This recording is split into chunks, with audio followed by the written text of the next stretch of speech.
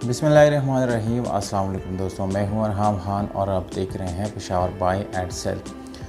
दोस्तों, जैसे कि आप लोग जानते हैं कि गाड़ियों के प्राइसेस जो है वो कम हो चुके हैं और कितने कम हुए दोस्तों, ज़्यादातर लोग कमेंट करते हैं, इस चीज़ को पूछते हैं।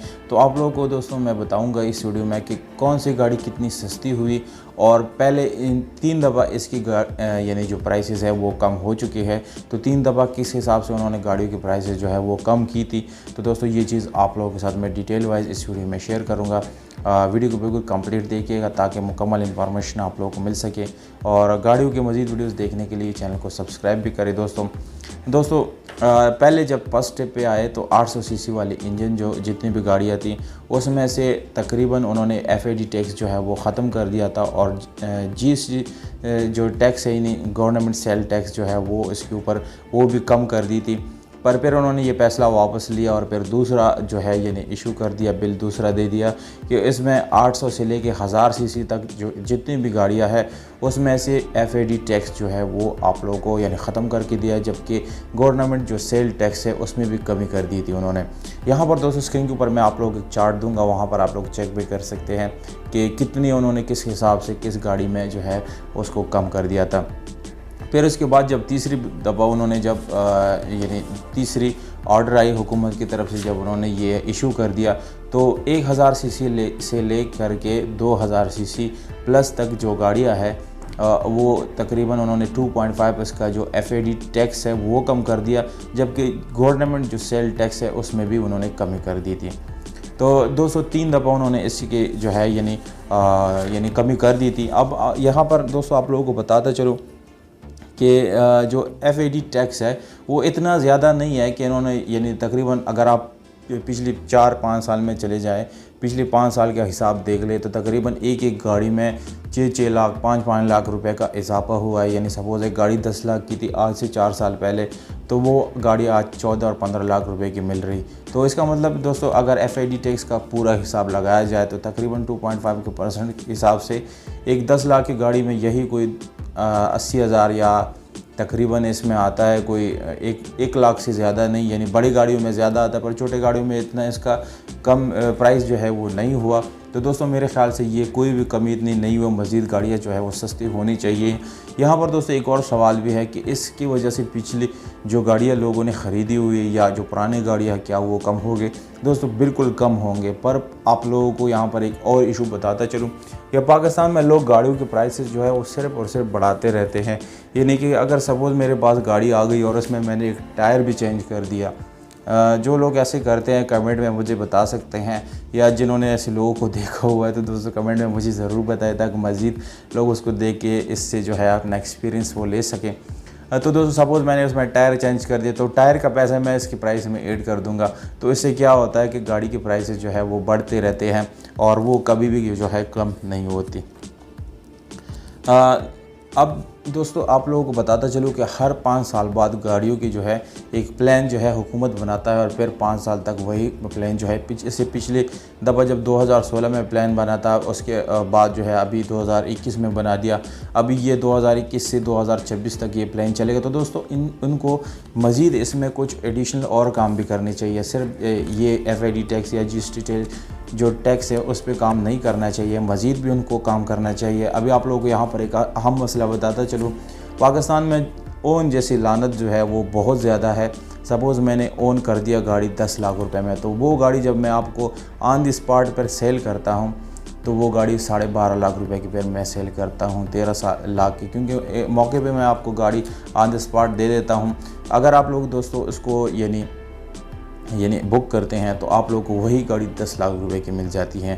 तो तकरीबन 2-2.5 लाख रुपए जो है वो जो 3-4 महीने वो किसकी बुकिंग होती है उससे यानी उसके बाद आपको गाड़ी मिलती है। इसलिए जहाँ पर लोग गाड़ी ऑन कर देते हैं और उसी ऑन द स्पॉट आप लोगों को जो है गाड़ी मिल जाती हैं और आप लोगों को 2-3 लाख रुपए इसमें एक्स्ट्रा फिर देने पड़ते हैं। तो दोस्तों अगर हुकूमत इस चीज़ पे काम कर रहा है तो उन लोगों को जो है इस चीज़ पे भी काम करनी चाहिए कि जो ये ओन का लानत है ये पाकिस्तान से ख़त्म करे और जितने भी शोरूम्स है वो पहले से गाड़ी जो इनवॉइस रेट्स होता है उसी पे ख़रीद के जो है यानी कस्टमर को दे। या जो कंपनियां हैं उनको ख़ुद ऐसे करने चाहिए, क्योंकि दोस्तों इससे गाड़ियों की प्राइसेस जो है वो मज़ीद बहुत ज़्यादा बढ़ जाती है। तो ये एक तरह का मेरी तरफ से एहतिजाज भी है दोस्तों हुकूमत की तरफ से, क्योंकि ये एक बहुत अच्छा काम है। अगर दूसरी कंट्रीज़ को आप कंपेयर करेंगे तो वहाँ पर ऐसे बिल्कुल भी नहीं होता और आप लोगों को जो है इन्हें कोई एक्स्ट्रा पैसे देने की ज़रूरत नहीं पड़ती। अब दोस्तों आप लोगों को बताता चलो, वो चार्ट तो आप लोग देख चुके होंगे कि यानी कितने उन्होंने FID टैक्स, जो दोस्तों 1000 सीसी से नीचे वाली गाड़ी है उस पे उन्होंने 2.5% था, जबकि नया जो FID टैक्स है वो बिल्कुल ज़ीरो है, नहीं है। जबकि दोस्तों 1000 से 2000 सीसी में 5% जो है आप लोगों को यानी टैक्स देना पड़ता था, वो कम करके 2.5 हो गया। और 2000 प्लस सीसी जितनी भी थे वो यानी 7.5% जो है उसमें था। तो वो नए जो है आप लोगों को 5% वहाँ पर FID टैक्स जो है वो देना पड़ेगा।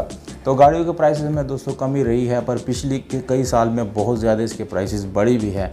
तो इसलिए ये कोई इतनी बड़ी जो है यानी कमी नहीं हुई। दूसरी जो है पुरानी गाड़ी वही की वही है, या जो नई गाड़ी आते हैं तो लोग ओन करके इसकी कीमत जो है वो मज़ीद 1-1.5 लाख एक्स्ट्रा उसका पैसा आपसे ले लेता है।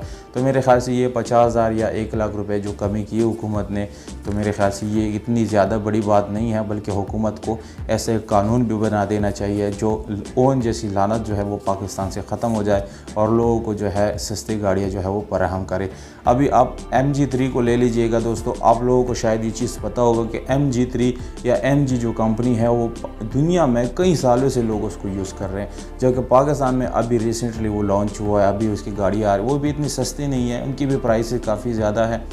पर दोस्तों यानी MG3 जो है ये बिल्कुल एक इंटरनेशनल ब्रांड है और पूरी दुनिया में इस्तेमाल होता है।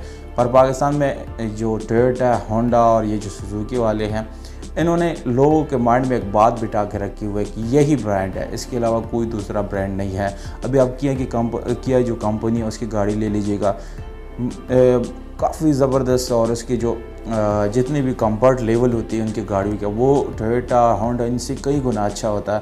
पर क्या है दोस्तों, उन्होंने एक यानी अपनी पब्लिसिटी, एक अपना इमेज बनाया हुआ है यहाँ पर, लोगों के माइंड में चीज़ बिठा दी है कि यहाँ पर जितनी भी गाड़ियाँ हैं ये सिर्फ ये 3-4 जो ब्रदर्स है बस यही है, इसके बाद कोई दूसरी गाड़ी जो है वो आप लोग अगर ख़रीदेंगे तो आप लोग को कुछ भी फ़ायदा नहीं होगा। तो दोस्तों इसके अलावा जो किया कंपनी है, MG3 है, इन जैसी कंपनियों को पाकिस्तान में आना चाहिए और मज़ीद अच्छी गाड़ियाँ उनको लॉन्च करनी चाहिए। दोस्तों जो नए प्राइसेस हैं मैं आप लोगों को स्क्रीन के ऊपर स्टेप बाय स्टेप दूंगा, कौन सी कंपनी की कितनी प्राइसेस बढ़े, कितने हिसाब से नया प्राइस क्या है, पुराना क्या है, इस स्टेप बाय स्टेप आप लोग जो है यहाँ पर देख सकते हैं।